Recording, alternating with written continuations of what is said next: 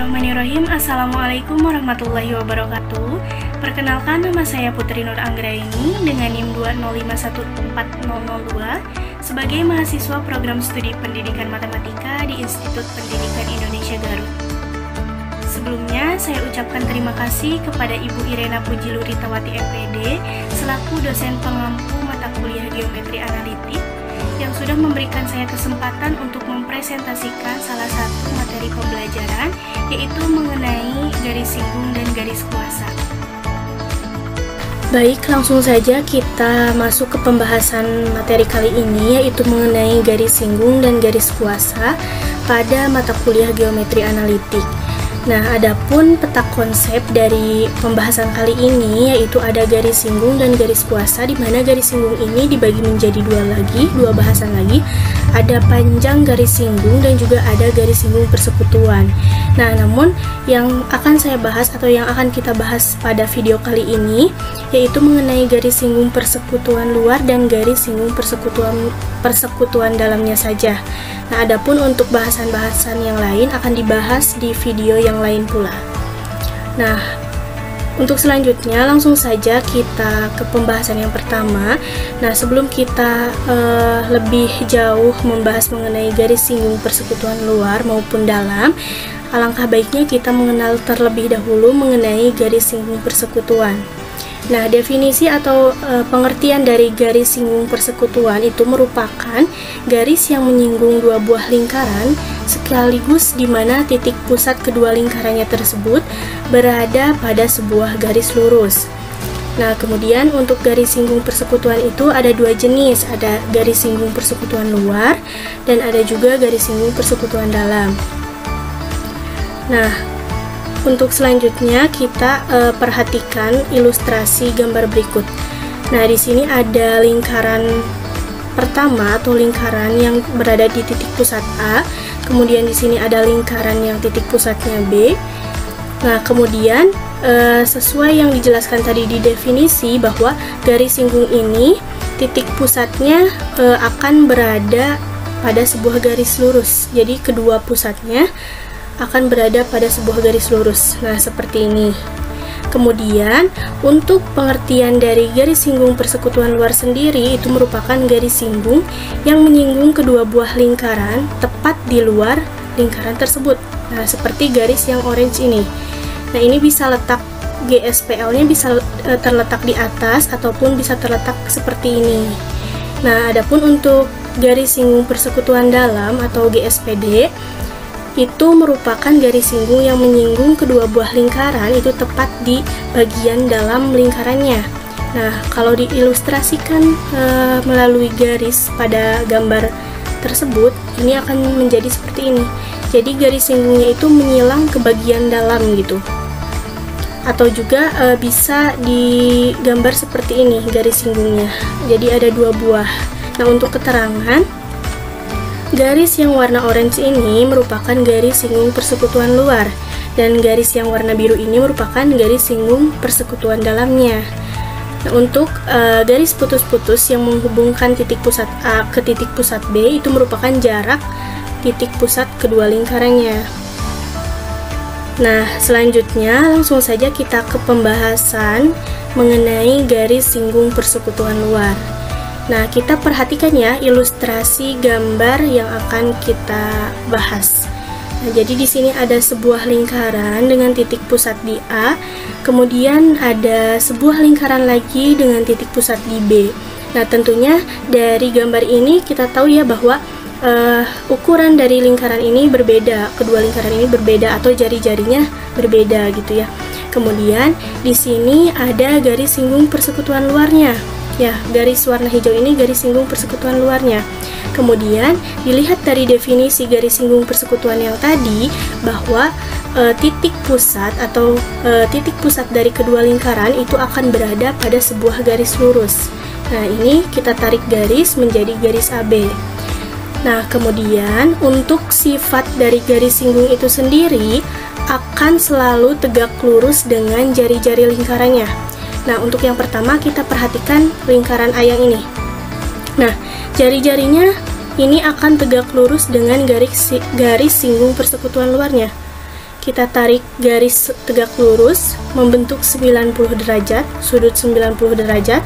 Nah, otomatis garis singgung persekutuan luar dengan jari-jarinya ini akan membentuk titik perpotongan di sini. Nah, kita kasih nama titik P. Kemudian kita perhatikan lingkaran yang titik pusatnya di B ini. Ini juga sama, jari-jarinya ini akan tegak lurus dengan garis singgung persekutuannya. Kita tarik garis tegak lurus membentuk sudut 90 derajat. Kemudian ini titik perpotongannya kita beri nama Q. Nah, dimana keterangan-keterangannya sudah dijelaskan tadi ya, bahwa AP ini merupakan jari-jari lingkaran besar atau jari-jari lingkaran yang titik pusatnya di A. Nah, kita kasih nama atau kasih simbol jari-jari ini R1 karena kan di sini ada dua buah lingkaran. Jadi untuk pembeda AP ini sebagai R1-nya. Kemudian kita lihat ini BQ ini sebagai jari-jari lingkaran kecil atau jari-jari yang titik pusatnya di B. Nah, ini kita kasih nama atau kasih simbol sebagai R2. Kemudian untuk AB sendiri ini merupakan garis yang menghubungkan kedua pusat lingkaran. Nah, kita kasih simbol P kecil. Dan untuk PQ sendiri ini merupakan garis singgung persekutuan luarnya atau GSPL. Nah, sekarang kita tujuannya di sini akan mencari panjang garis singgung atau kita akan mencari panjang PQ.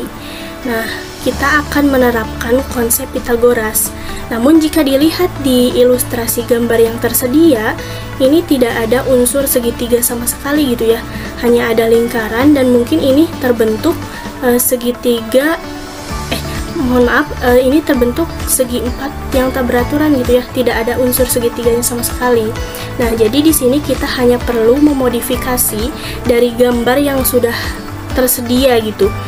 Caranya bagaimana? Nah, langkah pertama kita proyeksikan garis PQ ini atau garis singgungnya kita proyeksikan ke bawah sepanjang BQ.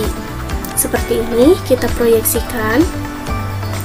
Dan kita tahu ya bahwa jarak proyeksi itu akan sama, jarak dari awal kemudian ke hasil proyeksinya. Jarak ini akan sama dengan jarak yang ini. Nah, oleh karena itu terbentuklah sudut siku-siku dan ada perpotongan antara proyeksi garis singgung dengan jari-jari AP. Nah, perpotongan ini kita kasih nama P aksen. Nah, setelah itu sehingga terbentuklah segitiga, mulai muncul gitu ya segitiganya, yaitu ada segitiga ABP aksen. Nah, sekarang kita perhatikan segitiga ABP aksen. Nah, jari-jari untuk sudut siku-sikunya berada di P aksen. Seperti ini. Kemudian ini A. Dan ini B. Nah, dari situ, dari gambar segitiga ini kita tahu bahwa konsep Pitagorasnya itu sisi miring kuadrat sama dengan jumlah kuadrat sisi yang lain.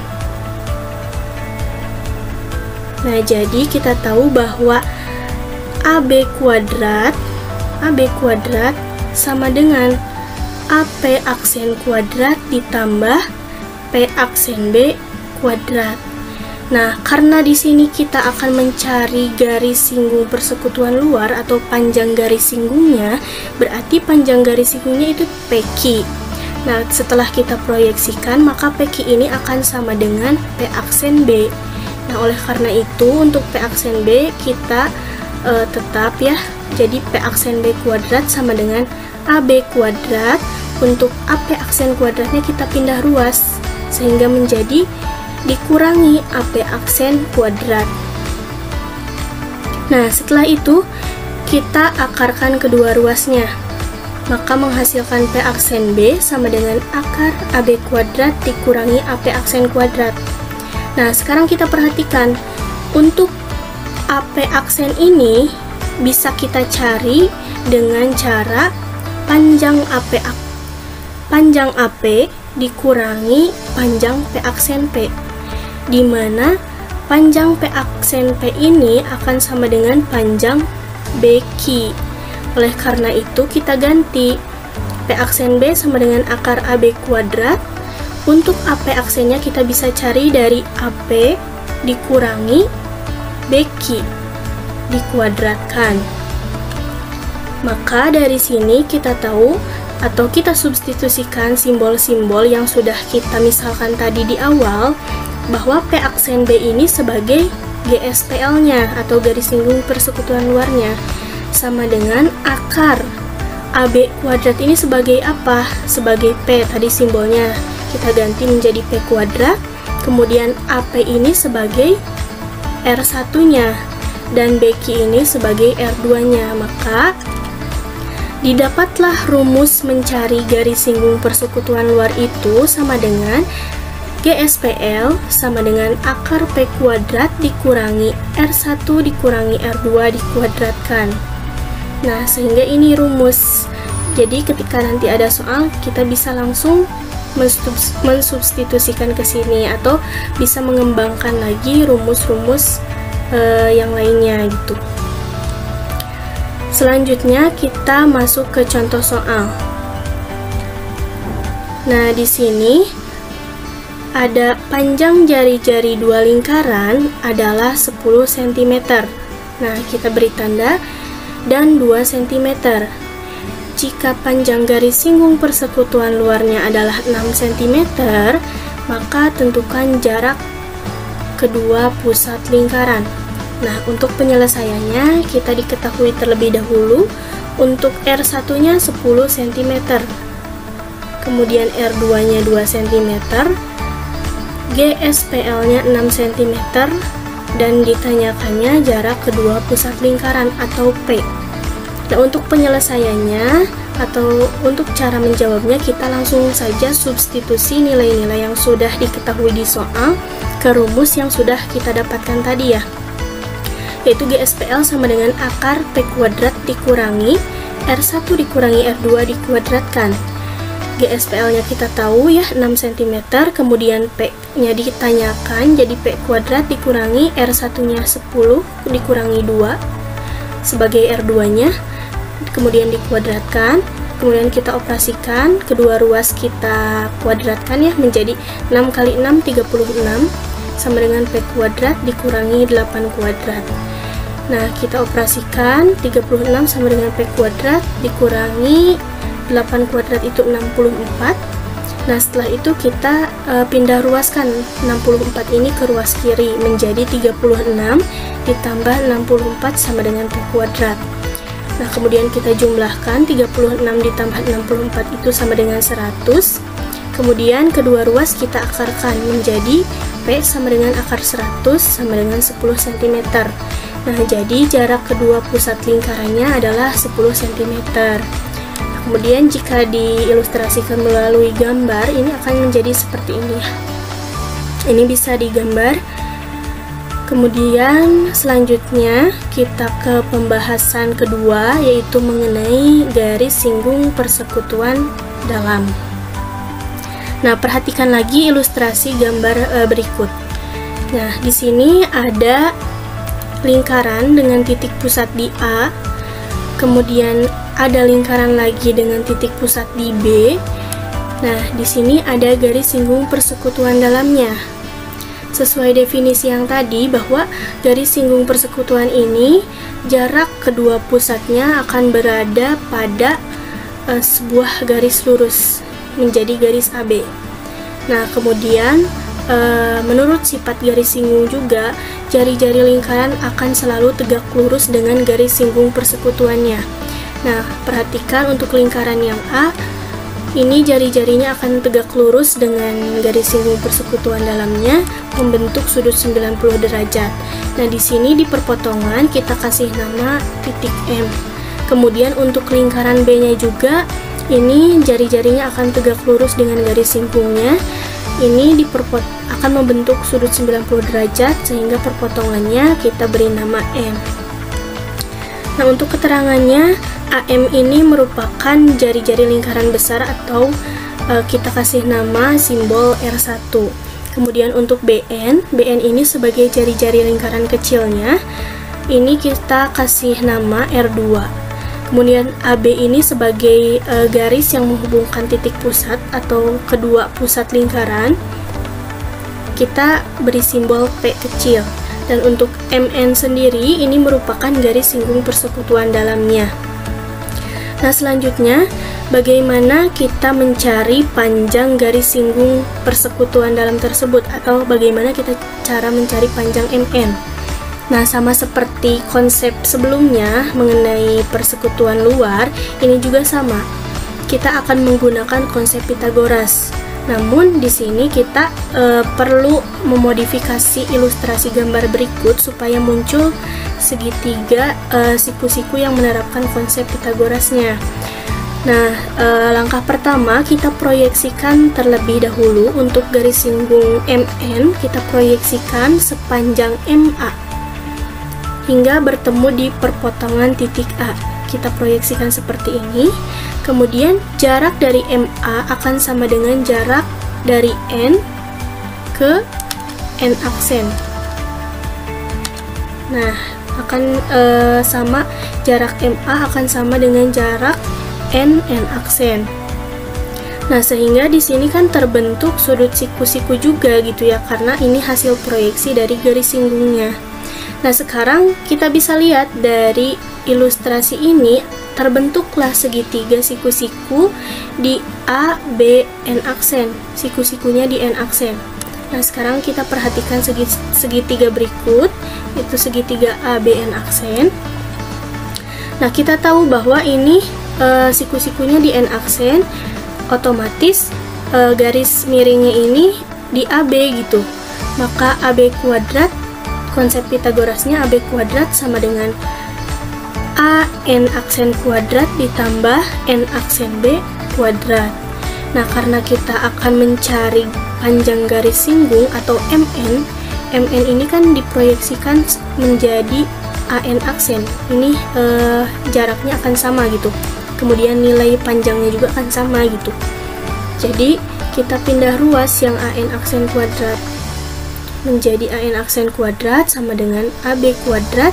Untuk N aksen B kuadratnya kita pindah ruaskan ke ruas yang ada AB, sehingga menjadi dikurangi N aksen B dikuadratkan. Kemudian kedua ruas kita akarkan menjadi AN aksen sama dengan akar AB kuadrat dikurangi N aksen B kuadrat. Nah, setelah itu kita perhatikan untuk N aksen B ini bisa kita cari dari panjang jari-jari lingkaran kecil ditambah NN aksen, di mana NN aksen ini panjangnya akan sama dengan MA. Otomatis di sini kita bisa mencari N aksen B dari AM ditambah BN, jari-jari lingkaran kecilnya. Dari sini kita bisa substitusi simbol-simbol yang sudah kita misalkan tadi. Untuk AN aksen sendiri ini sebagai garis singgung persekutuan dalamnya atau GSPD, sama dengan akar AB ini sebagai P kuadrat dikurangi AM. AM ini sebagai jari-jari 1 atau R1 dan BN ini sebagai jari-jari 2 atau R2 dikuadratkan. Nah, sehingga didapatlah rumus mencari garis singgung persekutuan dalamnya itu GSPD sama dengan akar P kuadrat dikurangi R1 ditambah R2 dikuadratkan. Nah, sehingga dari pembahasan sebelumnya mengenai garis singgung persekutuan luar, ini bedanya hanya di pengurangan atau pengoperasian jari-jarinya. Untuk yang luar R1 dikurangi R2 kan, untuk yang dalam R1 ditambah R2 gitu. Jadi itu hanya pembedanya itu hanya di operasi yang jari-jarinya gitu. Kemudian selanjutnya kita langsung saja ke contoh soal garis singgung persekutuan dalam. Di sini terdapat sebuah soal di mana panjang garis singgung persekutuan dalam dua buah lingkaran adalah 10 cm. Jika panjang jari-jari salah satu lingkaran adalah 3 cm dan jarak titik pusat kedua lingkaran adalah 12 cm, berapakah panjang jari-jari yang lainnya? Nah, pertama diketahui kan GSPD-nya 10 cm. Kemudian panjang jari-jari salah satu lingkaran, berarti kita milih gitu.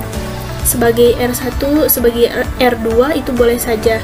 Karena kita di sini yang diketahuinya jari-jarinya baru satu, kita misalkan saja R1 gitu. R1-nya sama dengan 3 cm. Kemudian jarak titik pusatnya 12 cm, berarti sebagai P kan. P-nya itu sama dengan 12 cm. Nah, yang ditanyakannya berapakah panjang jari-jari lainnya, berarti R2 gitu yang belum diketahui. Nah, untuk penyelesaiannya kita langsung saja substitusi nilai-nilai yang sudah diketahui ke rumus yang sudah kita temukan tadi gitu ya. Untuk GSPD sama dengan akar P kuadrat dikurangi R1 ditambah R2 dikuadratkan. Nah, kita langsung substitusi GSPD-nya 10 cm, untuk P-nya 12 kuadrat, jadinya dikurangi R1 ditambah R2. Nah, sebetulnya bisa langsung dimasukkannya untuk nilai 3, namun di sini kita operasikan terlebih dahulu saja. Kedua ruas kita kuadratkan menjadi 10 kali 10 sama dengan 100. Kemudian ini akarnya menjadi hilang, jadi 12 dikuadratkan itu 144. Dikurangi R1 ditambah R2 dikuadratkan. Nah, kemudian untuk R1 ditambah R2 dikuadratkannya pindah ruas menjadi positif. Jadi R1 ditambah R2 kuadrat sama dengan 144. Negatif 100-nya pindah ruas ke ruas kanan menjadi negatif 100. 100-nya ini pindah ruas ke sini. Nah, kemudian kita operasikan. Kemudian setelah dioperasikan akan menjadi R1 ditambah R2 kuadrat sama dengan 44 kan. Nah, setelah hasil dari situ kita kedua ruas akarkan supaya si kuadrat ini hilang gitu ya. Supaya kuadrat ini hilang, menjadi R1 ditambah R2 sama dengan akar 44. Atau kita masukkan terlebih dahulu, R1-nya kan 3. Berarti 3 ditambah R2 sama dengan akar 44. Kemudian untuk 3-nya kita pindah ruaskan ke ruas kanan menjadi R2 sama dengan akar 44 ini kita sederhanakan menjadi 2 akar 12, dimana kita bisa menguraikan bahwa akar 44 ini 4 dikali 11.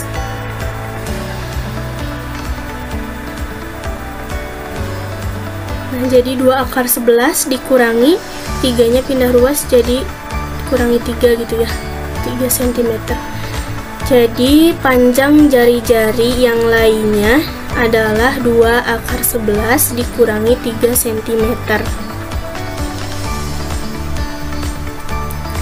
Mungkin sekian yang dapat saya sampaikan. Terima kasih atas perhatiannya. Semoga apa yang disampaikan dapat bermanfaat. Mohon maaf apabila terdapat banyak kesalahan. Terima kasih.